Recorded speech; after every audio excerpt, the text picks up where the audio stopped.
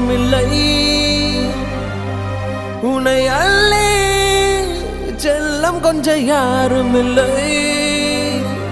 நீ மண்ணில் வந்துதிக்க உன்னை யாரும் ஒன்றும் கேட்கவில்லை. விதி கண்ணை மூடிக்கொண்டு தெருவில் எறிந்ததொரு வானவில்லை. என்